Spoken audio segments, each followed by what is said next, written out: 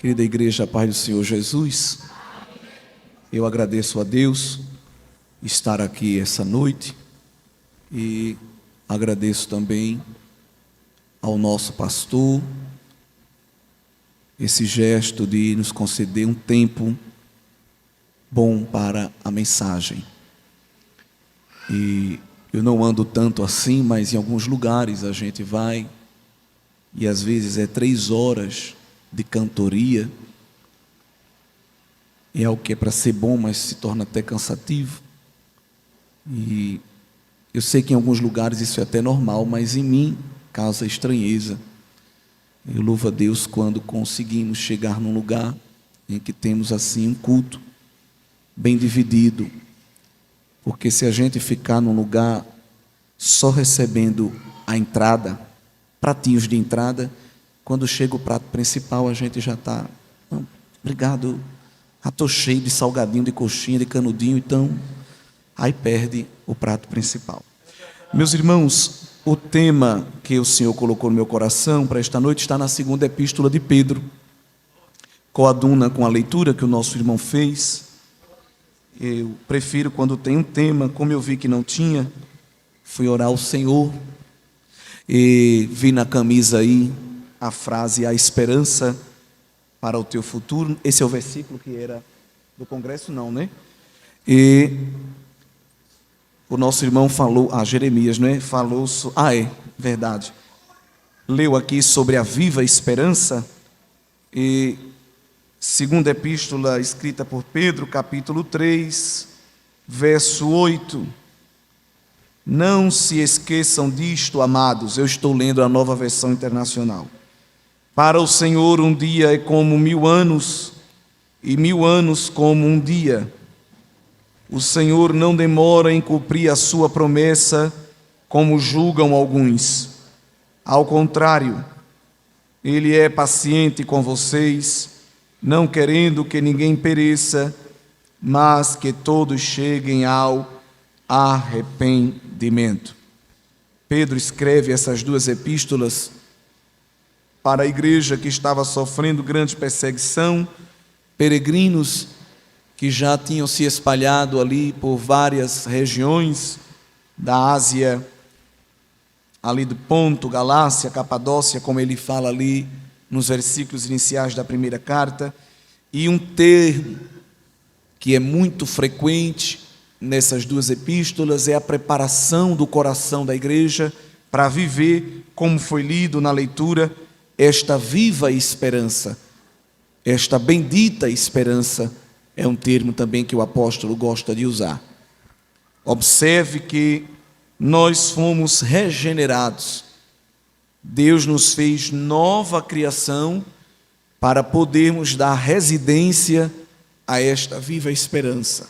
Só tem esta viva ou bendita esperança quem é nova criação, quem é nova criatura. O homem natural e o homem carnal, que ainda não foi regenerado, não tem no seu coração esta expectativa. Que expectativa é essa? A herança que não se macula, que não murcha, que não enferruja, que não perde validade e que está guardada nos céus. Não é no Banco Central, não é em nenhuma agência de valores, ela não depende de câmbios, ela não depende de seguradoras. Esta herança não é contabilizada pelos contadores, pelas ciências contábeis da terra, mas é guardada pelo próprio Senhor, é protegida pelo poder de Deus, até chegar o último tempo, como diz o apóstolo aqui no capítulo 1 da primeira carta. Ela não está confiada aqui na terra, porque tudo na terra muda. Tudo na terra é efêmero, passageiro, volátil. E como esta herança, ela não é invalidada nem adulterada pelo tempo, ela precisa estar guardada em um lugar que não sofre a alteração do tempo. Então, tudo que se refere à nossa herança espiritual está guardado no andar de cima, na sala do trono da graça, na presença do Deus vivo. Essa presença que Paulo, escrevendo a Timóteo, disse que é inacessível. É inacessível ao homem natural, mas ao homem regenerado se torna acessível, porque o autor aos Hebreus diz que pelo sangue Jesus pavimentou, não com piche, que depois de um tempo a prefeitura tem que vir de novo remendar, porque fica esburacado, que não aguenta o próprio movimento. Foi feito para receber movimento de ida e vinda, mas não suporta. Então Cristo não pavimentou o acesso ao trono do Pai com nenhum elemento de asfalto humano, não é? Mas pelo sangue consagrou um novo e vivo caminho. E nos convida com ousadia a entrar. Por que ele nos diz que tem que ter ousadia? Porque pela antiga aliança ninguém se achegava. Ali é o santo dos santos, não pode. Calma, só quem entra ali é o sumo sacerdote. Ficavam só no átrio externo. E como Cristo rasgou o véu e nos deu acesso, mas parece que a gente ainda fica meio assim, não posso. E o autor diz, não, você tem ousadia, vem, o Filho deu este acesso, pode entrar, não é isso? E é esse acesso que nós devemos desfrutar, mas nem todos desfrutam, nem todos. Um culto como esse é para buscar a presença de Deus, a glória de Deus, mas às vezes nem todos acessam. Está disponível, mas nem todos acessam, infelizmente, porque não tem devoção, não tem comunhão, às vezes não tem santidade. Mas essa esperança, ela precisa residir no coração do homem regenerado. Então Deus limpa o coração, limpa a mente, para que a gente possa dar residência a esta viva esperança. Só que esperança, ela gera expectativa. A expectativa é uma espera. E toda espera é chata, é cansativa, não é? Num consultório se colocam revistas, biscoito, café, televisão, para amenizar a espera, driblar o sentimento de inquietação que toda espera gera. Não é bom esperar. Nós, na nossa natureza, não fomos feitos para esperar. Por isso que ele gera em nós uma nova natureza para que a gente suporte a espera. Porque na nossa humanidade a gente tamborila o dedo, a gente fica balançando o corpo, balançando a perna e fica tentando fugir daquilo, porque parece que o tempo não passa. Só que na vida espiritual tudo é uma espera. E Pedro mostra que aquele que nos chamou a esperar não tem pressa. Aí é que o negócio é mais difícil. Porque o médico que está atendendo 10 pacientes, ele sabe que tem que cumprir um roteiro de tempo, porque senão o povo lá fora fica reclamando, quem sofre é a recepcionista, não é? Todo mundo que trabalha com o tempo é pressionado pelo tempo e por quem espera. Então, eu tenho que correr aqui porque tem uma demanda e senão o povo vai me engolir vivo. Mas o Deus que gera em nós uma espera, ele não se sente pressionado pela nossa espera. Ele não fica no céu, eita, eu tenho que fazer logo porque o povo está... Não, Deus não.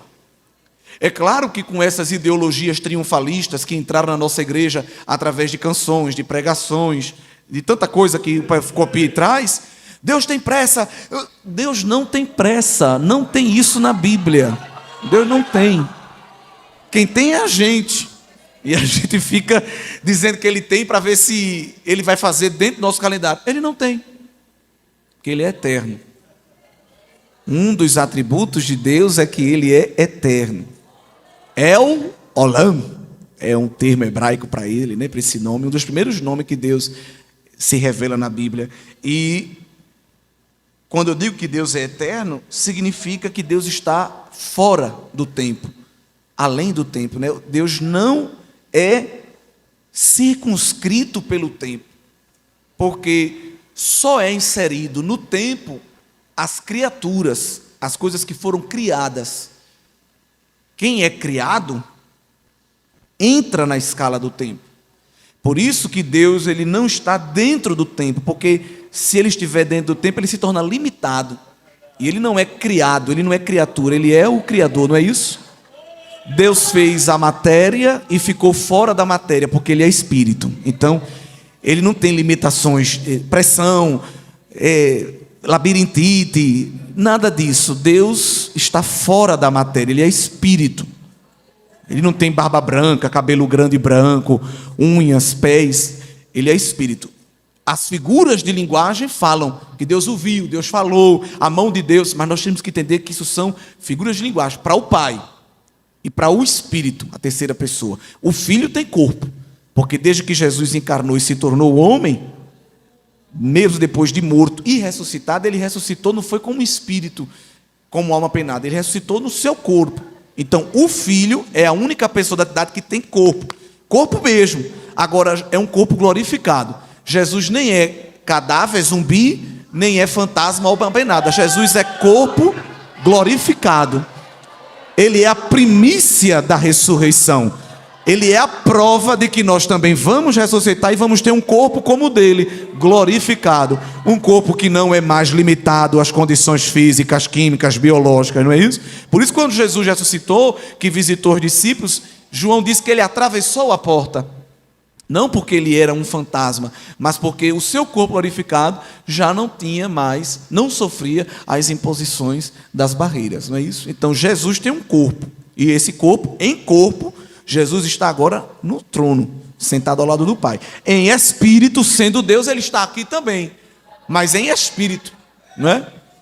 Agora ele visitou João na ilha de Pátimos, ele veio pessoalmente visitar João na ilha de Pátimos, ele quebrou ali um paradigma, porque como Deus, ele não precisa se levantar do trono para resolver nada, ele resolve tudo sentado, porque um monarca, um rei absoluto, ele resolve tudo sentado, só estendendo um cetro. Mas algumas causas extraem de Jesus um desejo dele se levantar do trono, ele não precisa. Quando Estevão estava prestes a ser martirizado, prestes a morrer, ele viu o Pai sentado e o Filho em pé à direita, porque Jesus estava recepcionando Estevão, não é isso? Então ele ficou em pé para recepcioná-lo. E em Pátimos, Jesus não só se levantou, Jesus diz: eu vou lá pessoalmente, eu não vou mandar anjo não, eu vou pessoalmente visitar João e dizer a ele: escreve o que tu estás vendo, porque essas palavras não são mito, não são fábulas, nem são lendas, são palavras verdadeiras e fiéis. Glória a Deus. E para Daniel, quando recebeu a revelação escatológica, porque Daniel tem um teor apocalíptico, mas quando ele recebeu a revelação escatológica, o comando celestial foi: cele o livro, deixe ele fechado, porque estas promessas não são ainda para este tempo. Mas para João, o filho disse: deixa aberto.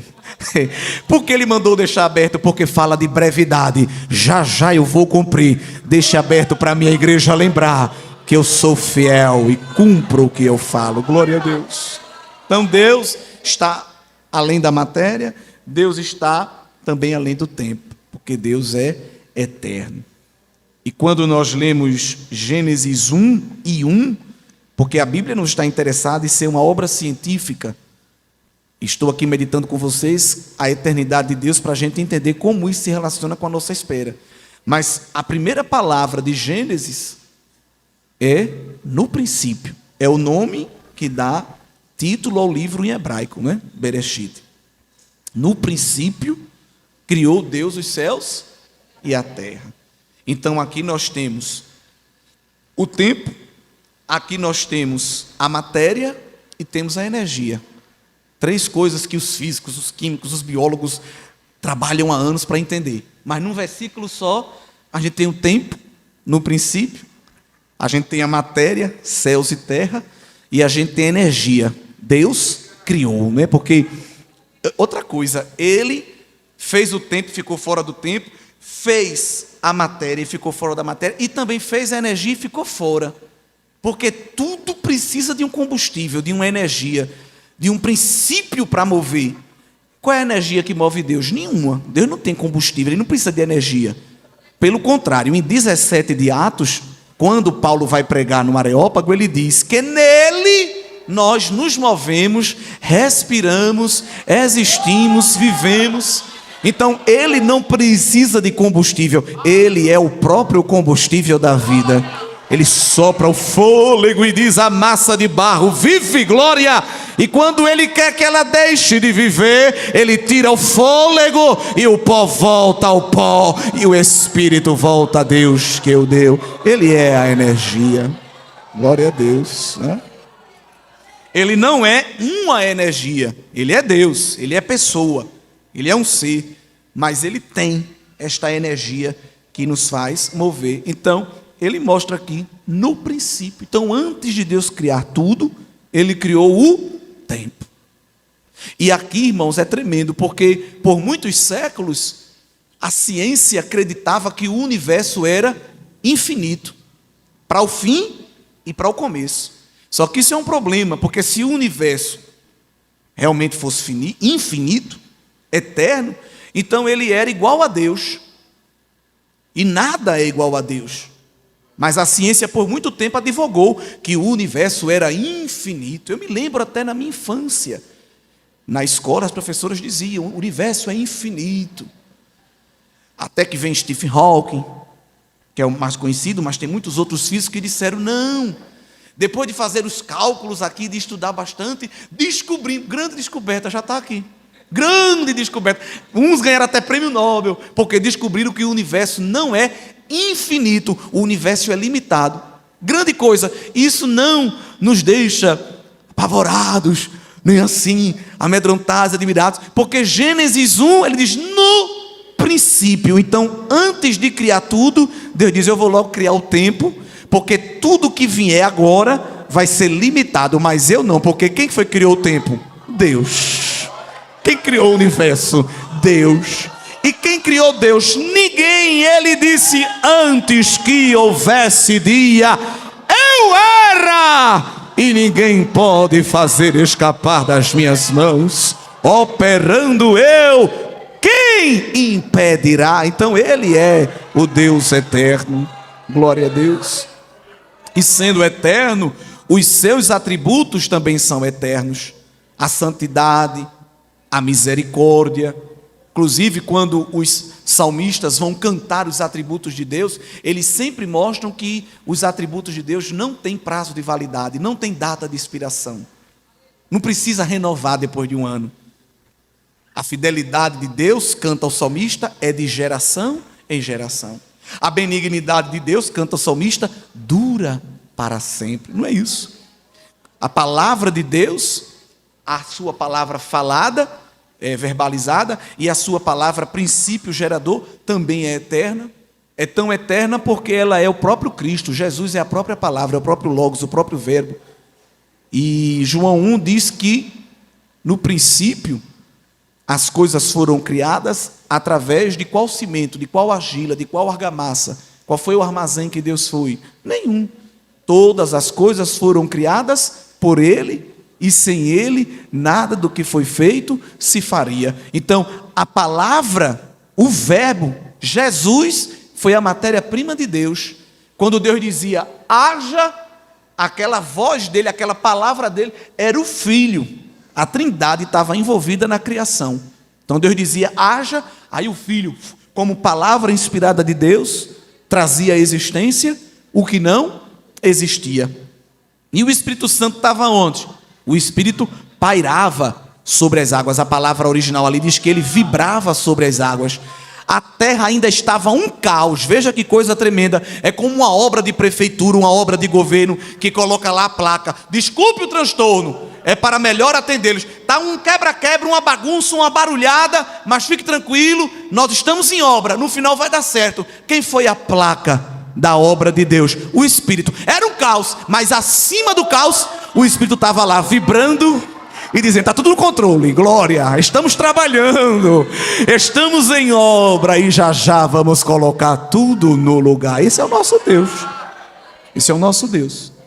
O Deus que pega o caos e organiza, porque Ele também é Deus do caos. E às vezes está organizado e Ele desorganiza. Ele faz e desfaz, e se preciso for, retorna a fazer, como a gente canta. não é? Então, Deus é eterno e nos convida a esperar. Veja que contradição e que paradoxo. Um ser infinito que não tem pressa dizendo para a gente: espere. Há uma ilustração que diz que uma vez um homem se encontrou com Deus e perguntou a ele: Senhor, quanto tempo dura para ti 1 milhão de anos? Aí Deus respondeu para ele: 1 segundo. Aí ele ficou maravilhado. E quanto custa para ti 1 bilhão de dólares? Aí Deus disse: 1 centavo. Disse: nossa, então, Senhor, me dá 1 centavo? Aí Deus respondeu: espere 1 segundo. Será que ele conseguiria? Deus convida o homem para esperar, mas não no relógio do homem. Deus convida o homem para esperar no relógio divino. Só que como a gente, eu não sei se essa é a palavra que os irmãos criaram expectativa, mas com certeza é a que nós estamos precisando, e ela vai se encaixar direitinho no seu coração. Só que a gente, para tentar mover o trabalhar de Deus dentro do nosso cronograma, aí a gente cria profecia, cria músicas, cria pregação. Eu estou chegando, eu estou fazendo, como se Deus precisasse ficar mandando lembrete enquanto alguém está aqui na sala de espera, batendo na porta, e o recepcionista Espírito Santo se sentir amedrontado e pressionado. Deus, vá logo, Deus, que a igreja de Itabaiana está perguntando, que já faz 3 meses que o Senhor falou e nada. E Deus olha do céu, sentado no seu trono dominador, e diz ao Espírito Santo: volte lá e diga a eles: espere, espere. Aleluia. Se tem alguém aqui que canta, que prega, que Deus está com pressa, que vai fazer, está descabelado, correndo, não me tenha por inimigo, mas eu preciso dizer o que está de acordo com a palavra. Porque, irmãos, sabe de quem é o costume de ficar olhando para Deus e o tempo e dizer que Deus não está trabalhando no tempo? Sabe de quem é esse costume? Dos ímpios. Vamos voltar ao texto que li, 2ª Epístola, capítulo 3. Pedro está falando aqui da maior promessa, a bendita esperança, a vinda do Senhor. Só que nós temos promessas menores, cotidianas, e esta palavra é justamente para tratar os nossos corações, para esperar a vinda dele e esperar as promessas cotidianas. Mas veja o que Pedro diz no verso 3, no capítulo 3.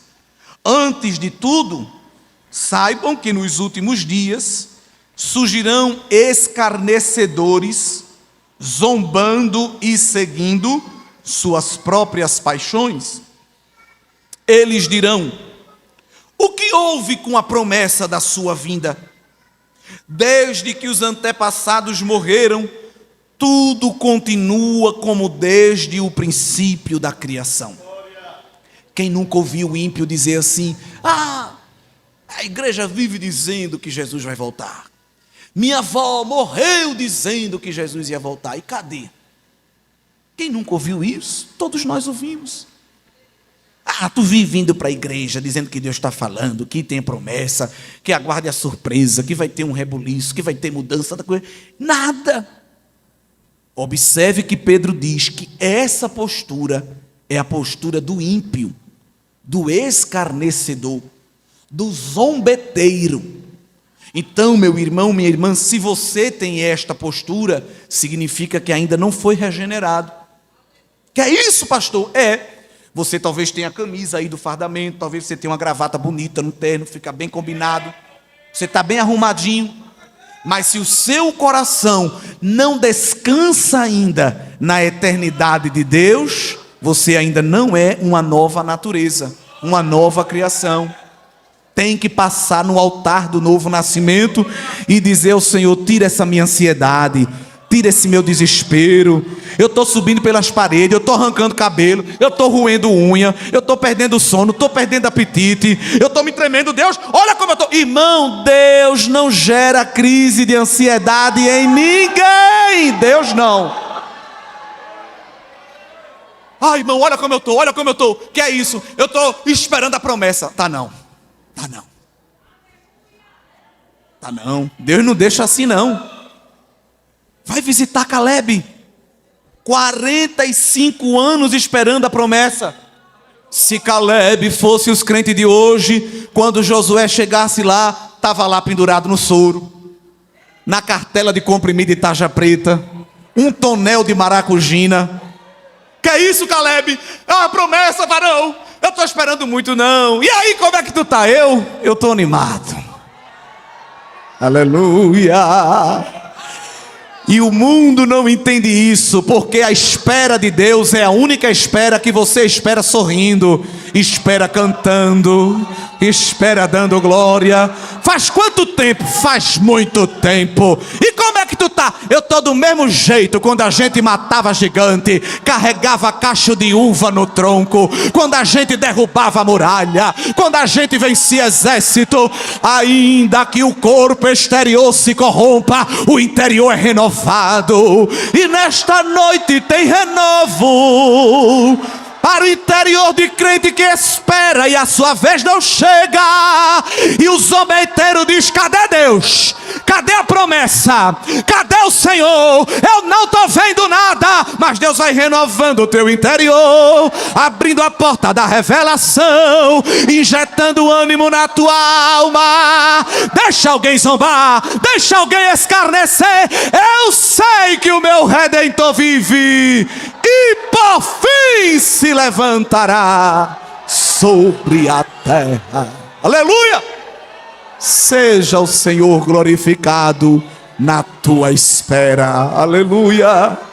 Deus está renovando a tua alegria. É esperando sorrindo, é esperando dando glória, é esperando falando em mistério, é esperando dizendo que Jesus é bom. Alguém espera no consultório xingando o médico, xingando a secretária, mas a igreja na sala de espera de Jeová espera dizendo: Deus é fiel, glória.